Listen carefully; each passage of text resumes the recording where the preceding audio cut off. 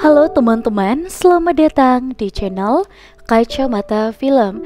Hari ini kita akan membahas sebuah alur cerita film yang berjudul 5 cm. Inilah untuk alur cerita filmnya. Film kita akan buka dengan memperlihatkan sekelumpulan anak-anak yang tentunya masih muda di sebuah warung yang jumlahnya itu ada 5 sahabat yang mereka habiskan waktunya hanya berlima saja dan tidak pernah mereka skip bermain. Dan kita akan berkenalan dengan satu persatu. Yang pertama ada Ariel. Ariel adalah satu-satunya cowok yang punya badan paling besar di antara mereka berlima, tapi tidak begitu kuat. Dan meskipun badannya besar, tapi kalau udah kenal dengan wanita, di sini dia langsung luluh. Dan di sini ada Ian. Ian adalah salah satu tokoh yang unik dalam film ini. Dari mereka berlima, hanya Ian yang masih belum lulus dari perkuliahan. Dan katanya ini adalah kutukan yang Ian dapat karena sosok Ian mempunyai kebiasaan mulai dari doyan makan mie dan menonton video ahem-ahem. Dan terakhir, kecanduan gamenya yang bikin gagal fokus untuk skripsinya. Kemudian di sini ada satu wanita yang bernama Riani. Dia adalah satu-satunya yang paling cantik dari mereka berlima. Dan di sini memang dia cewek sendiri.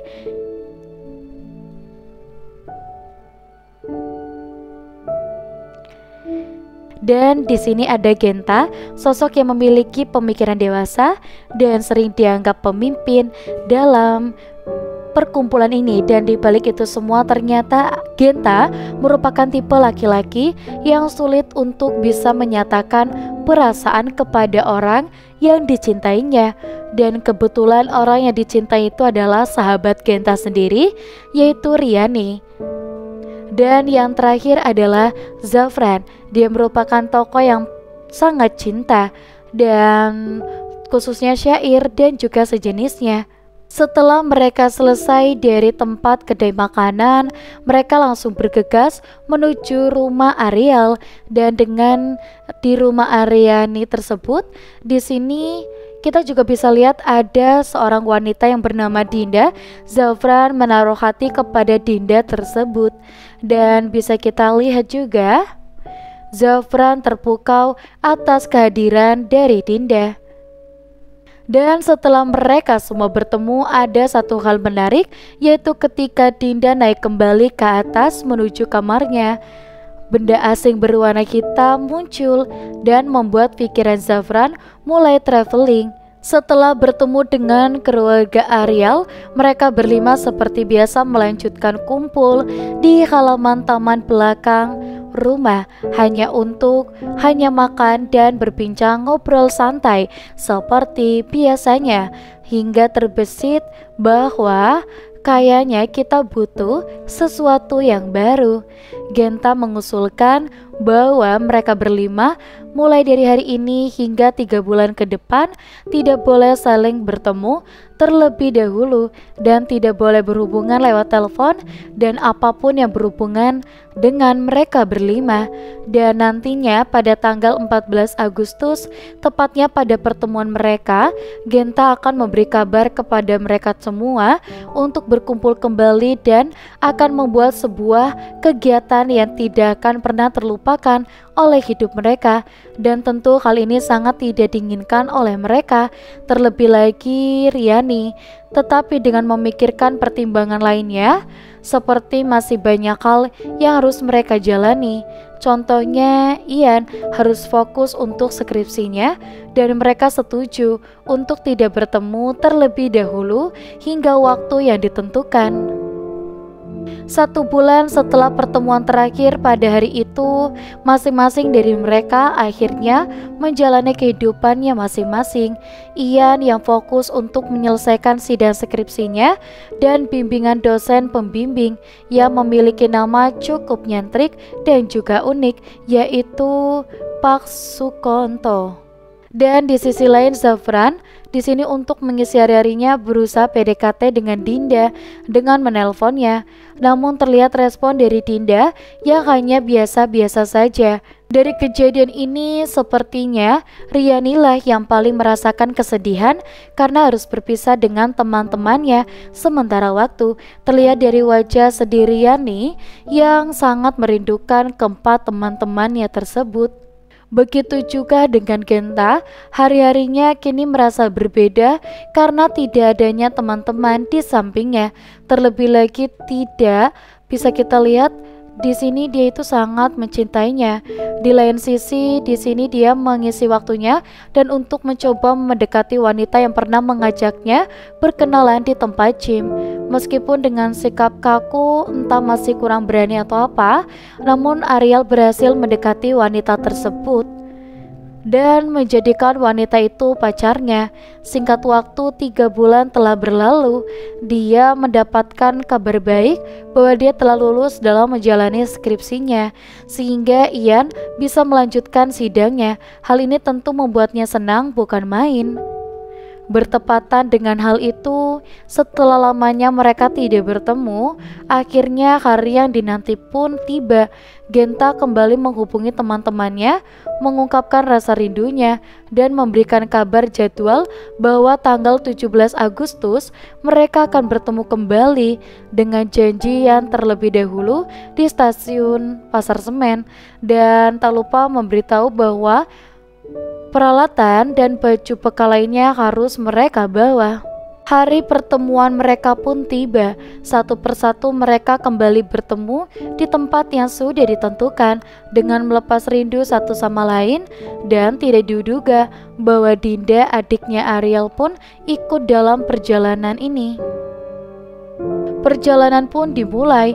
Mereka berangkat menuju ke tempat yang masih dirahasiakan oleh Genta. Dan di dalam kereta mereka bisa melepaskan rasa rindunya dengan ngobrol santai, membahas apa saja yang dilakukan selama tidak bertemu. Dan juga tidak lupa teman-temannya yang masih penasaran dengan tujuan mereka ingin kemana sebenarnya. Tapi Genta masih tetap merahasiakannya. Keesokan pagi pun tiba dan posisi mereka masih berada di dalam kereta. Dari dalam kereta, pemandangan dan suasana pagi yang mereka lihat sangatlah indah sehingga membuat mereka terpukau akan keindahannya. Hal ini dimanfaatkan juga oleh Zafran untuk bisa lebih dekat dengan Dinda dan mengajaknya untuk melihat pemandangan sunrise pagi dan melihatnya dari pintu kereta, dan pemandangan yang begitu indah. Tak terasa mereka pun telah tiba di tempat tujuan dan stasiun Malang. Dan di stasiun, Genta mengarahkan mereka untuk menyewa mobil jeep dan awal petualangan mereka pun dimulai. Ternyata tempat yang dirahasiakan Genta adalah tempat pendakian Gunung Semeru. Teman-teman yang lain merasa sangat senang karena petualangannya seru, pasti akan mereka rasakan ke depannya. Sebelum sampai pada tempat yang sebenarnya, terpapar indah pemandangan gurun yang ada di sekitar mereka yang membuat mereka takjub satu sama lain. Genta menjelaskan bahwa nanti kita akan mendaki dan berada di puncak Gunung Semeru, di mana yang kita tahu Gunung Semeru merupakan gunung tertinggi di Pulau Jawa dengan ketinggian 3.676 meter di atas permukaan laut, dan ada keraguan takut serta semangat kebahagiaan bercampur menjadi satu.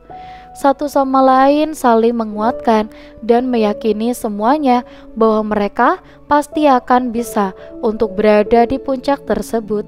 Malam pun tiba, mereka sampai dan mereka langsung mengisi daftar registrasi yang harus diisi ketika ingin mendaki menuju Gunung Semeru.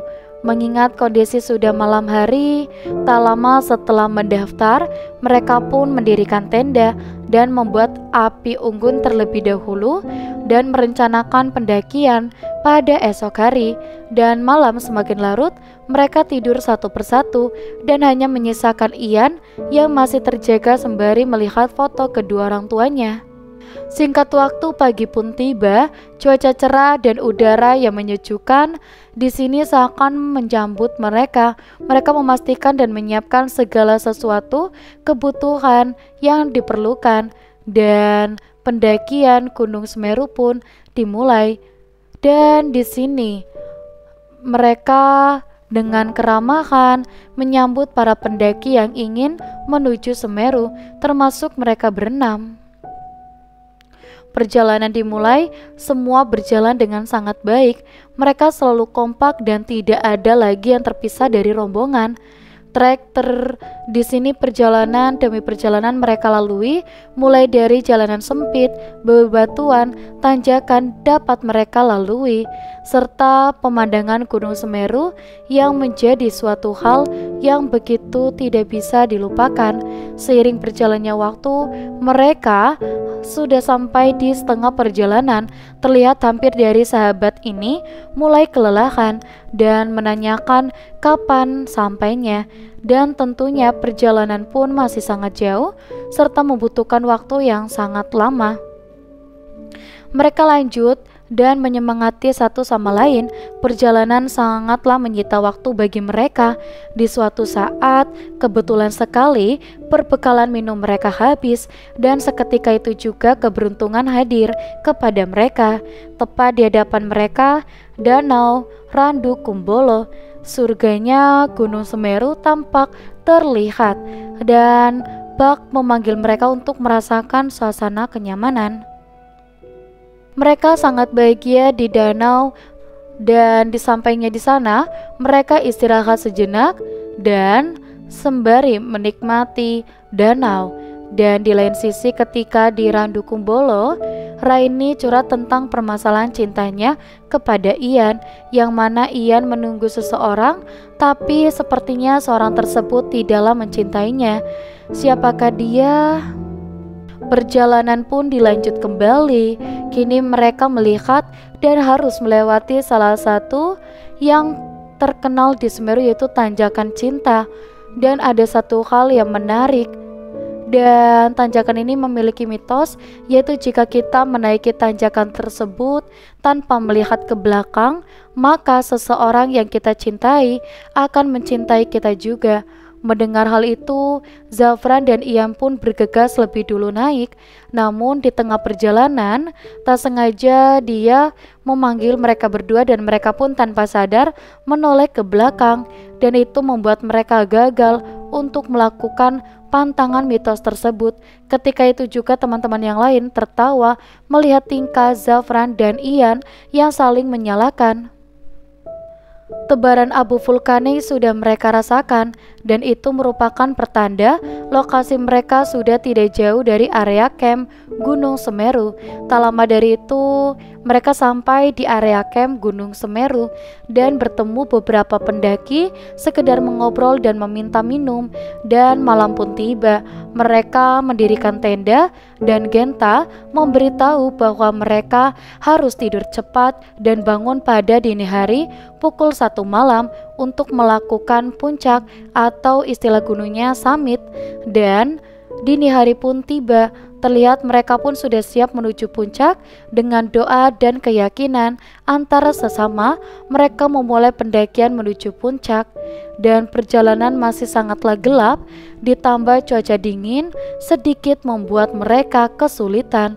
Dan Ariel yang merasakan kedinginan hebat atau hipotermia karena dingin, karena di sini bisa diatasi oleh mereka. Setengah jam di sini sudah berjalan, dan sang fajar sudah menampakkan sinarnya, pemandangan yang sangat indah. Tak disangka pada 17 Agustus mereka dapat sampai di Gunung Semeru. Semakin tinggi jalur yang mereka lalui, semakin curam yang mereka lalui. Mulai kerikil, bebatuan yang sulit mereka naiki menjadi halangan dan tantangan dari mereka. Kemudian tanpa disangka-sangka terjadilah sesuatu yang tidak bisa diinginkan. Berhubung jalanan trek yang berbatuan dan kerikil, jatuh batu-batu yang cukup banyak sehingga mengenai kelompok mereka. Parahnya ada batu yang mengenai bagian wajah kuping Dinda yang menyebabkan Dinda mengalami pendarahan di bagian kuping. Dan serupa juga dengan Dinda yang juga menjadi korban, dan batu yang sangat besar tepat menabrak badannya sehingga menyebabkan ia terpental cukup jauh dan menyebabkannya pingsan. Hal ini membuat panik teman-temannya yang lain karena Ian sempat tak sadarkan diri, sehingga diberikan nafas buatan oleh Genta. Tetapi bersyukur Ian kembali bersadar dan baik-baik sadar dan terluka di bagian kepala saja. Setelah kejadian itu, perjalanan dilanjutkan kembali. Akhirnya perjalanan menuju puncak pun tercapai. Sesampainya di puncak, mereka sangat bersyukur. Suasana pun penuh haru dan bahagia. Mereka saling berpeluk erat satu sama lain. Masih tidak percaya bahwa mereka berhasil menggapai puncak tertinggi Jawa. Dengan pemandangan lain, di sini bisa kita lihat langit yang begitu indah.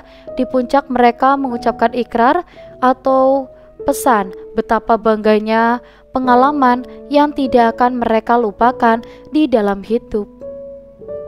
Scene kemudian berpindah ketika mereka sudah kembali dari puncak dan mereka kembali berada di Rankumbolo untuk melepaskan rasa bahagia mereka karena sudah berhasil meraih puncaknya. Dan mereka memutuskan untuk membuka tenda dan camping 1 hari lagi untuk pulang di keesokan harinya. Malam itu setelah mereka kumpul dengan api unggun, tersisa Genta dan Riani. Dirasa suasana yang pas, Genta memutuskan untuk mencoba jujur mengenai hatinya. Ia memberanikan diri untuk menyatakan perasaannya selama ini. Di sini mungkin penonton merasa bahwa cinta Genta pasti akan diterima, karena penonton beranggapan bahwa Riani juga menyukainya.